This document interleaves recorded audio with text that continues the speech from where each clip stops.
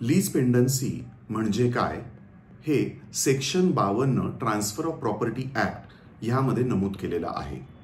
ज्या वेळेला दोन पक्षकारांमध्ये कोणत्याही स्वरूपाचं आपण म्हणूयात की कोर्ट केस चालू असते आणि ती कोर्ट केस चालू असताना जर त्यातल्या एका पक्षकाराने ती कोर्ट केस प्रलंबित असताना त्या बाबतीतलं जर का मिळकत किंवा त्या बाबतीतले जे काही हक्क आहेत हे जर का दुसऱ्या व्यक्तीला विकले तर त्या बाबतीमध्ये नवीन असं लिटिगेशन किंवा नवीन असे कोर्टाच्या केसेस या वारंवार घडत राहतील आणि या गोष्टींना कधीही अंत मिळणार नाही। यासाठी लीज पेंडन्सी हे न्यायाचं तत्व या बाबतीत लिहिण्यात आलेलं आहे।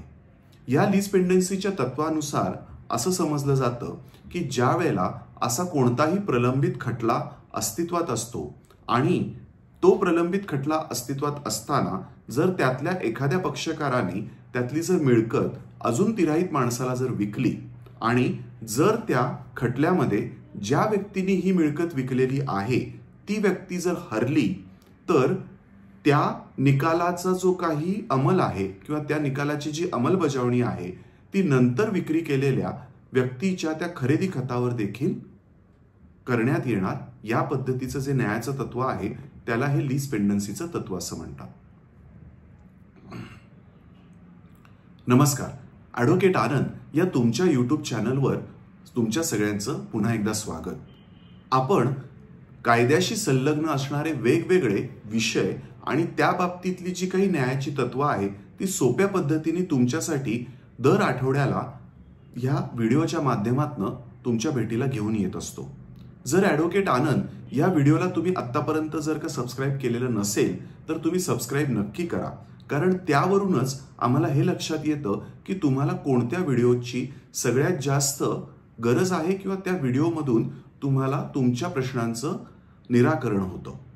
लीज पेंडन्सी हा जो व्हिडिओ आपण काही महिन्यांपूर्वी प्रसारित केलेला होता त्या प्रसारित केलेल्या व्हिडिओवर आतापर्यंत सगळ्यात जास्त व्ह्यूज आणि त्याच्यावर सगळ्यात जास्त प्रश्न हे आम्हाला ईमेलच्या माध्यमातून प्रेक्षकांनी आतापर्यंत पोहोचवलेले आहेत। त्यामध्ये सगळ्यात जो महत्त्वाचा जो प्रश्न आला तो असा आला की लीज पेंडन्सी जर असेल तर लीज पेंडन्सी म्हणजे एक प्रकारचा स्टे किंवा एक प्रकारचा मनाई हुकूम आहे अशा स्वरूपाने लोकांमध्ये खूप मोठ्या प्रमाणामध्ये संभ्रम आहे। तर लीज पेंडन्सी म्हणजे कोणत्याही स्वरूपाचा स्टे किंवा इंजंक्शन किंवा मनाई हुकूम हा नसतो। हे न्यायाचं तत्व असं म्हणतं की याच्यामध्ये जर का प्रलंबित खटल्यामध्ये एखाद्या व्यक्तीने जर का प्रलंबित खटला असताना विक्री केली तर त्या खटल्याचा जो काही निर्णय आहे तो त्या व्यक्तीवरती लागू होतो। आत्ताच सुप्रीम कोर्टाने माननीय सुप्रीम कोर्टाने एक खूप महत्त्वाचा निवाडा या लीज पेंडन्सीच्या तत्वाच्या अनुषंगाने दिलेला आहे। तो काय आहे तो आपण समजून घेऊया। या खटल्यामध्ये घडलेलं असं होतं की दोन पक्षांमध्ये एका मिळकतीच्या किंवा एका जमिनीच्या संदर्भामध्ये खटला प्रलंबित होता। तो खटला प्रलंबित असताना त्यातल्या एका पक्षकाराने ज्याच्या ताब्यामध्ये आणि ज्याच्या नावावरती ही जमीन होती त्यानं त्या मिळकतीचं पुढे जाऊन एका व्यक्तीला खरेदी खत करून दिलं। त्यानं हे ज्यावेळेला खरेदी खत करून दिलं त्यावेळेला तो जो नवीन खरेदीदार होता त्या नवीन खरेदीदाराने या प्रकरणामध्ये येण्याची इच्छा दर्शवली। त्याने ज्या वेळेला या प्रकरणामध्ये येण्याची इच्छा दर्शवली त्याच्यामध्ये ऑर्डर 1 रूल 10 या अनुषंगाने त्यानं स्वतःला या प्रकरणामध्ये पार्टी करून घ्यावं या बाबतीमध्ये अर्ज केला। त्यानं ज्या वेळेला असा अर्ज केला त्यावेळेला त्याचा अर्ज हा नाकारण्यात आला, कारण त्याला असं सांगण्यात आलं की हा जो तुम्ही अर्ज केलेला आहे याच्यामध्ये लीज पेंडन्सीच्या तत्वानुसार तुम्हाला हा जो काही निर्णय आहे तो निर्णय या बाबतीत लागू होईल आणि तुम्हाला याच्यामध्ये पार्टी करण्याची काही कुठल्याही पद्धतीने गरज नाहीये। याच्यावरती व्यथित होऊन त्या व्यक्तीने हायकोर्ट आणि शेवटी सुप्रीम कोर्टामध्ये धाव घेतली। सुप्रीम कोर्टाने माननीय सर्वोच्च न्यायालयाने यामध्ये ज्या वेळेला निवाडा दिला त्यावेळेला माननीय सर्वोच्च न्यायालयाने या बाबतीत खूप स्पष्टपणे उद्धृत केलेलं आहे की अशा पद्धतीचं जे लीज पेंडन्सी असते किंवा याच्या बाबतीतलं जे काही लीज पेंडन्सी नोंदवली जाते तो कोणत्याही पद्धतीचा स्टे किंवा मनाई हुकूम नाही। केवळ लीज पेंडन्सी नोंदवलेली आहे म्हणून दावा प्रलंबित असताना त्यातल्या एखाद्या पक्षकाराने जर का सबसिक्वेंट म्हणजे नंतरहून अजून एखादं जर का खरेदी खत रजिस्टर्ड खरेदी खत जर केलेलं असलं तर केवळ लीज पेंडन्सी आहे म्हणून ते खरेदी खत हे अवैध किंवा बाद ठरत नाही. त्यासाठी या दाव्याचा निकाल येणं हे तितकंच महत्वाचं असतं. पण हा निकाल येताना यदाकदाचित जो कोणी सबसिक्वेंट परचेसर आहे म्हणजे नंतरहून ज्या व्यक्तीने या बाबतीमध्ये खरेदी केलेली आहे त्याला जर का या प्रकरणामध्ये येऊन जर का त्याची बाजू मांडायची असेल, त्याला जर का या प्रकरणामध्ये येऊन त्याचं म्हणणं मांडायचं असेल आणि त्याला त्याच्याकडे जी मिळकत त्याने खरेदी खताने घेतलेली आहे ती खरेदी खताने घेतलेल्या मिळकती बाबतीत त्याची जर का आपण म्हणूयात संरक्षण करायचं असेल तर त्याला तो करण्याचा संपूर्णपणे अधिकार हा उपलब्ध आहे. आणि त्यामुळे त्याने लीज पेंडन्सी असताना अशा स्वरूपाने जर का खरेदी खत घेतलेलं असेल, लीज पेंडन्सी असताना अशा स्वरूपाने जर का त्या खरेदी खता अनुषंगाने कुठलाही त्या मिळकतीचा ताबा घेतलेला असेल तर केवळ लीज पेंडन्सी प्रलंबित आहे म्हणून ते खरेदी खत हे अवैध ठरत नाही.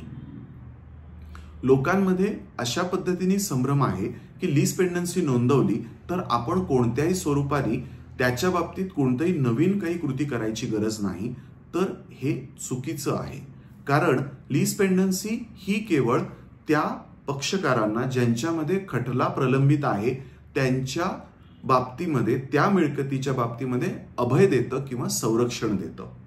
पण जर ते संरक्षण दिलेलं असेल आणि जर ते अभय दिलेलं असेल परंतु जो नव्याने खरेदीदार किंवा नव्याने ती मिळकत विकत घेतलेला व्यक्ती आहे त्याला जर का त्या दाव्यामध्ये स्वतःहून समाविष्ट व्हायचं असेल किंवा त्या दोन पक्षांपैकी ज्या पक्षकाराला वाटतं की या नवीन पक्षकाराला या प्रकरणामध्ये समाविष्ट करणं गरजेचं आहे तर अशा स्वरूपाने त्या पक्षकाराला या जुन्या खटल्यामध्ये समाविष्ट करण्यापासून कोणताही बार नाही किंवा कोणताही त्याच्या बाबतीमध्ये आपण म्हणूयात मनाई किंवा आडकाठी नाही.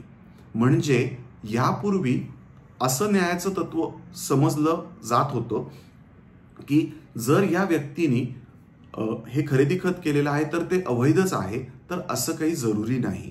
कारण या जो काही निवाडा आहे या निवाड्याचा किंवा या आपण म्हणूयात कोर्टाचा जो काही निवाडा आहे तो कोणत्याही एका पक्षकाराच्या बाजूनी ज्याच्या बाजूनी खरंच न्यायाचा तराजू झुकत आहे त्याच्या बाजूनी होणार असतो.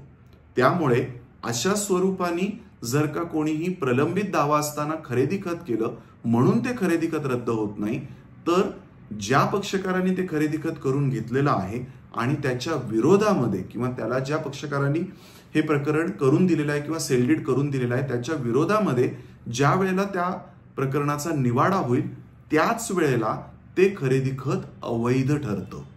त्यामुळे या आपण म्हणूयात आदेशानुसार हे खूप स्पष्ट झालेलं आहे. जर अशा प्रलंबित खटल्याच्या बाबतीमध्ये जर का तुम्ही लीज पेंडन्सी नोंदवलेली असेल तर तुम्ही जे कोणी नवीन खरेदीदार आहेत त्यांना देखील समाविष्ट करण्यापासून कोणत्याही स्वरूपाची यापुढे आडकाठी असणार नाही. जर तुम्हाला हा आजचा व्हिडिओ आवडला असेल तर या व्हिडिओला लाईक नक्की करा.